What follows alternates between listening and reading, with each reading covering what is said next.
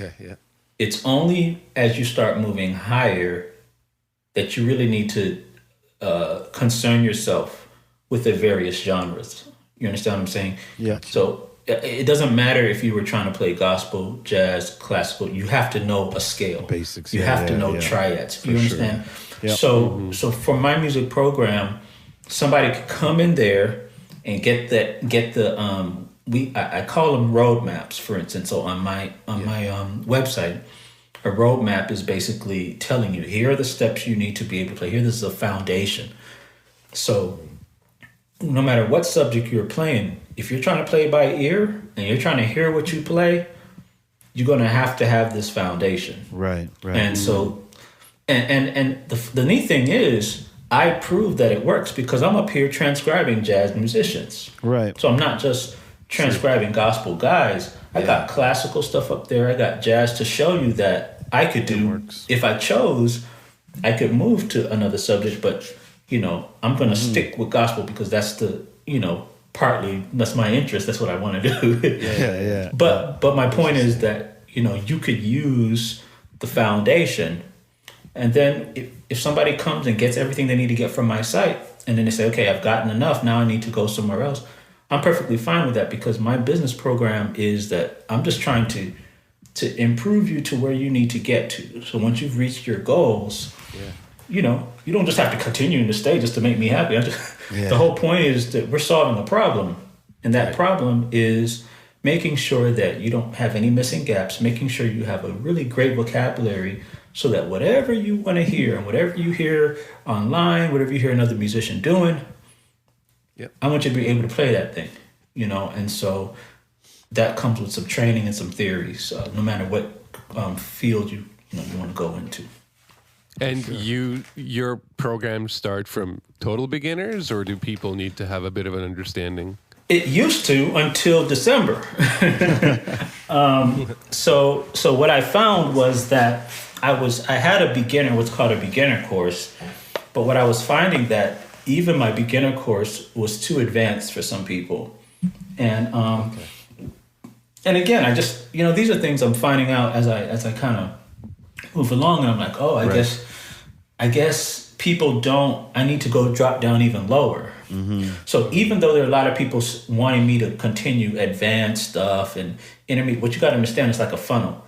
I can catch a bunch of people at the bottom. Right. Yeah.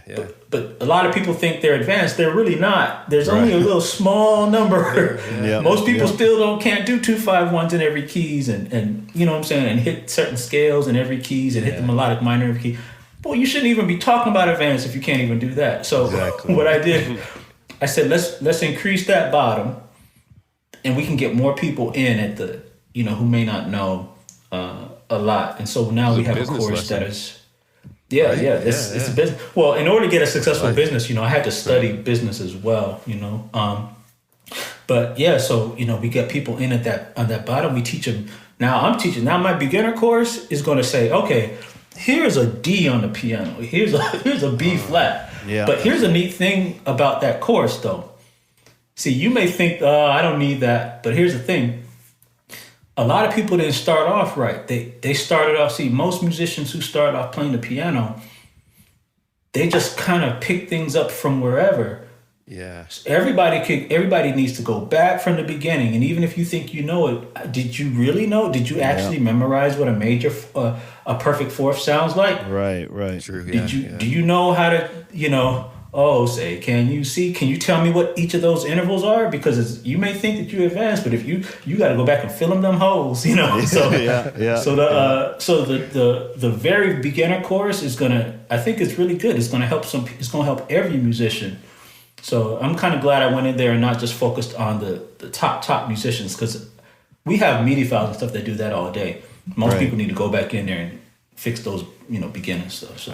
And I can speak personally to that beginner stuff because I was a little intimidated with courses in the past because I felt that if you didn't have somewhat of a foundation to start, you might end up feeling overwhelmed. So I had a little bit of knowledge, but going back, like you said, and filling those holes made me feel more comfortable. It's like like you were saying earlier. So I'm really, really appreciative that you did take the time to go back to the beginners, because now you've got a student for life, and I'll definitely be progressive. I appreciate that, man. Yeah, because it's difficult as a business decision. It is difficult because most people are all wanting to show me Travis, show me Corey, show me Quinnell, show me, you know what I'm saying, show me this guy. Yeah. And, you know, I feel like if I would, it's funny because now people know that I can play that stuff, you know what I'm saying? So I can show you all that, but here I am, they stand up to the website and they realize that the focus isn't really all of that. True. It's down in those it's in the roadmaps where you learn all the basics. Now, we still have a section on my website called songs. So if you go in the song section, it's broken down by level. So you can see beginner songs, you can see intermediate songs, you can see advanced. And you can get some of that, you can get some cool stuff with that. And actually, each song that I do on YouTube, I go on my website and we break that thing down even more on the website. I tell them theory, I tell them here's why you need it. So they can get all of that advanced stuff too on the website. It's just that in terms of my roadmaps, which is the real vocabulary part. That's really right now, it's our beginner section, our novice section, our competent section. And I'm just going to be building those up for a while because I'm still developing. You know, I said this on my video. Y'all check out the new video I just come out with. It's gonna be an advanced video. But I tell people, listen, I don't feel like I have all the answers. Like even though you know, I feel like I'm discovering. You know, so my whole thing is about discovery. So my YouTube channel, I position it as me being somebody who's discovering music.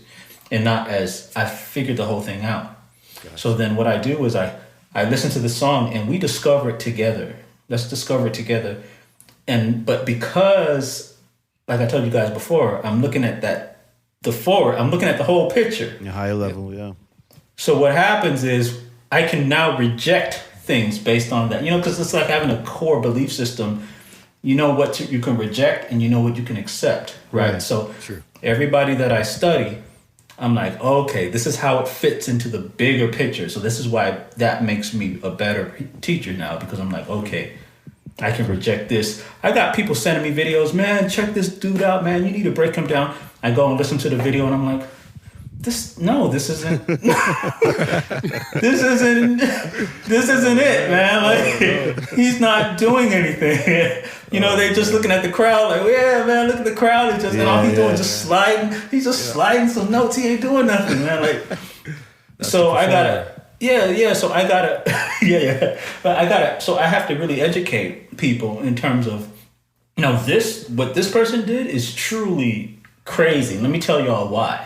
Wow. You know? Right. But in other cases, somebody do something crazy and it sounds crazy, but it's just a triad. It's just like a C triad, but it's the placement, see?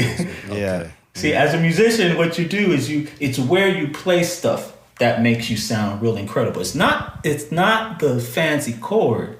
Mm-hmm. See, Corey Henry, let me tell you what Corey Henry does. He takes these simple triads. Right. And he puts them where you would never expect, see? And so people are like, what in the world is he doing? Yeah. And then I listen to it and I'm like, oh, he's just doing a triad. Wow. You see, so a lot of stuff isn't just fancy chords, it's your placement. And that's why going back to that beginning helps you so much, because you can put some of your simple chords in some crazy place and people will still look at you like you're killing because you know where to put this stuff, you know? So killing with the triads. You with triads, man. I'm wondering, as someone who's been teaching intermediate, I mean, you thought it was beginner, but intermediate to advanced for a long time, and then after years went back to teaching basics. How was that experience? Did you learn anything really revisiting basics like that? Well, I think the whole point is that, you know, one of the reasons why I made a business decision to name the site after myself, because it's really wanted to be personal to how I see music, simply because there's so many theories out there that I feel like I've actually maybe taken a kind of a different approach. Right. And so here's one thing I learned with about business that really helped me, and I've actually told some people, and they've used it, with some success. And that is that you could only be good at what you are doing, right? What you are explaining, right? So I may not be good in somebody else's theory, but I'm good in explaining what I am doing. So basically, what I'm doing is I'm good at explaining my process. You understand? Right. Yeah. And if my process is working for you, then I don't need to care about how the theory is done in other places, because other people are saying, hey, it's working. Right. True. I'm playing, I'm learning. Yeah. And so, I'm finding that, for me, I really, I built the site. And by the way, I didn't use anyone else to build the site. I hand do my entire site. Oh, wow. myself. I was going to ask you that too. Wow. I didn't outsource that. I literally edit all my videos. I don't take it to another editor. Wow. I do all my YouTube videos. I do my entire thing. So my expenses are zero. And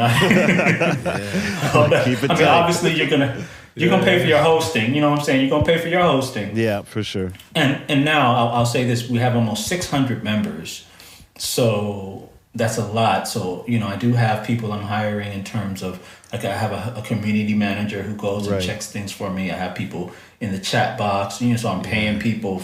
So we have people that gotta pay for stuff like that. But in terms of just organizing the site, building it up to where it is, that was me having to learn all that stuff on my own, and just kind of doing it little by little. That's impressive. Do you find time to do anything else? Like, are you performing? Are you writing? Do you get nothing now? Yeah. Nothing. I mean, well, here's the thing.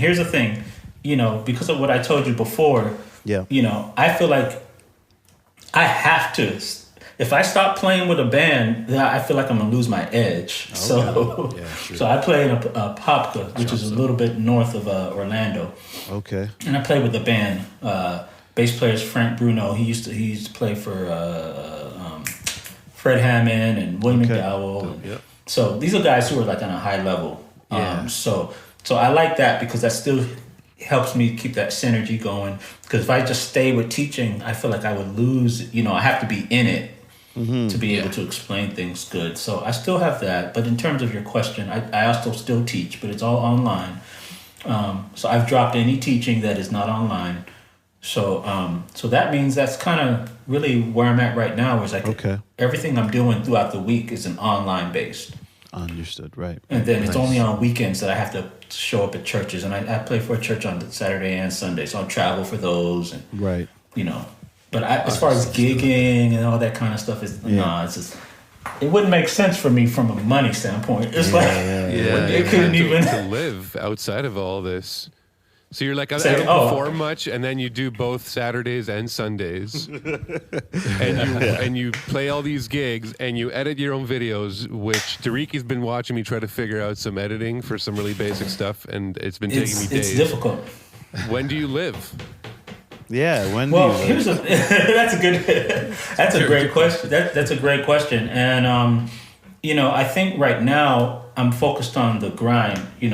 Because I know that as far as being an entrepreneur, when you're starting something, if nobody else is going to do it, you're doing basically everything. Yeah. So I do have Fridays and Mondays where I kind of take it easy.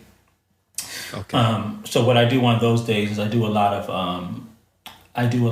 my appointments on those days. But even on those days, I put my appointments in a certain time block. Right. A lot of you are familiar with the DNA Project and have been rocking with us for a while, but some of you aren't. A lot of you are faithful listeners of the podcast, but aren't familiar with some of the other work that we do. So I just want to take a quick moment to explain to you a little bit more of what we do. So you're getting married, or you have a friend, a cousin, a sister, somebody you know is getting married. Okay.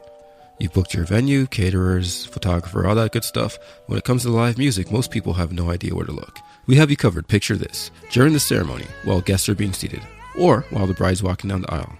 During the cocktail hour, while guests are just mingling and having a good time. Don't forget about dinner music. That's very important to set the mood while guests eat. And we definitely can't forget the party. Let's get the party started right now with the DNA Project. www.thednaproject.ca for more information.